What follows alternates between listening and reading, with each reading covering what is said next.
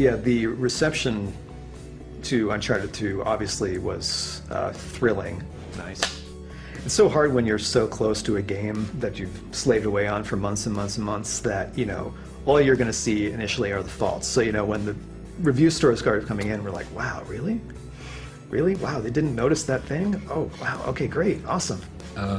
Like getting like so many Game of the Years and like just all those perfect scores and whatever, just so much praise for one game. How many times did it happen in your life? If you're very, very lucky. But at the same time, there was also that, oh shit, people's expectations are going to be through the roof for the sequel. Guess we better get started.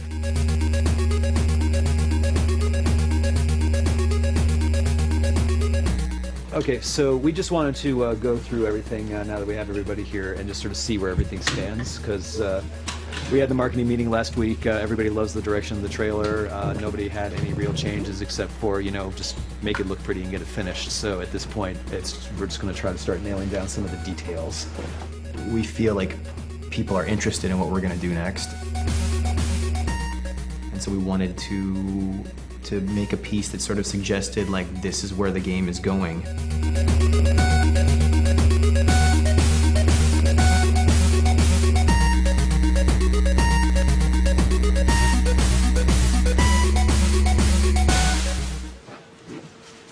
It's gonna be awesome! Obviously, the teaser is kind of a big deal, so a lot of my energy is going into that. But yeah, it's a little terrifying, to be honest. There's a lot more pressure now on us than I think there ever has been. So. Making Uncharted 3, there's a ton of pressure. It's a crushing amount of pressure, to be honest. And some of it's self-imposed and some of it's just naturally imposed by the circumstances. When you know that you've got a big fan base out there that's like waiting for any scrap of information and can't wait for the next game, I'll tell you, there's something to be said for just being under the radar and, you know, being kind of the dark horse that nobody's heard about yet.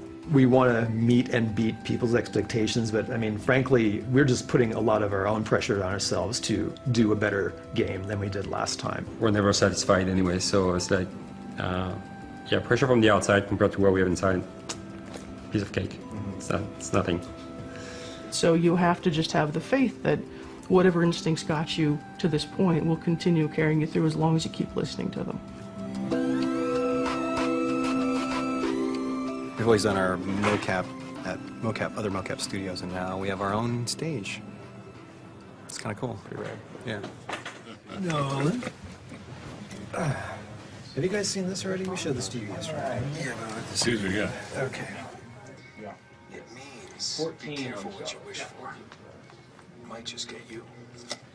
What the hell does it mean? Just watching some YouTube stuff.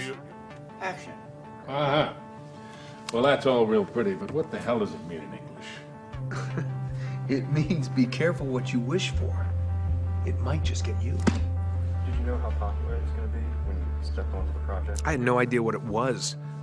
I remember just going to the audition. I was just in one of those great moods, and here I am sliding over the thing and jumping, knocking over chairs, and I didn't care. I didn't know what it was. It's a TV show. I thought it was a voiceover job. I didn't really know, but I was in a good mood. And then they hire me. I'm like, oh, great, whatever. And then we get into it, and you realize what it is, and you start going.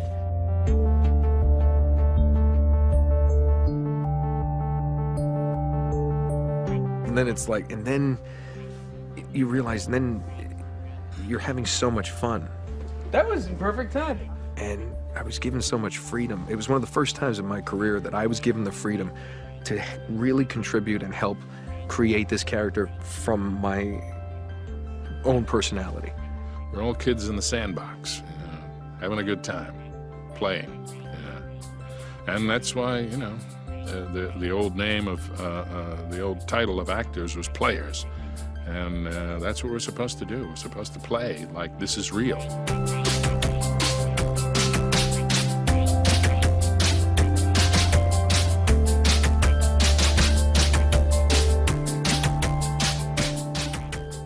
And people love it so much. And they're like, I mean, greatest game I've ever played. You know, it's incredibly flattering. And like I said, it's the best job I've ever had in 15 years in this business. Television, film, doesn't matter. There's nothing better than this. All men dream, but not equally. Anything different in tone, though? Was that getting a little crusty, It's a crusty? little too dreamy, I think. All men dream. Yeah, well, yeah, but be not careful. equally. Careful about don't get too crusty, because this is the first time Drake's voice is going to be heard in this trailer that's going out at the spiked VGAs, basically. So you want to make sure it's all recognizable.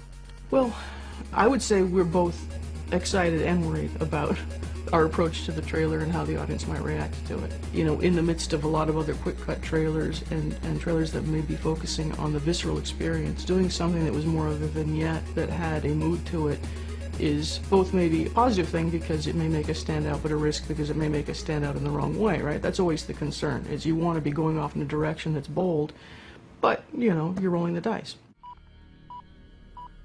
This I did.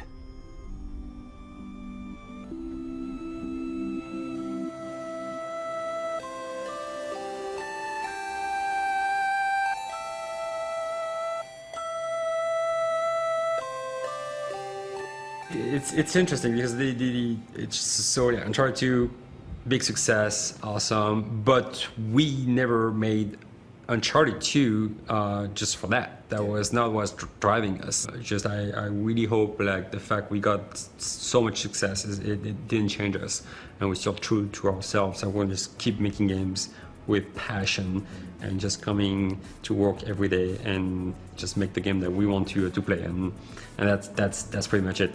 What comes after that, we'll see. We'll see.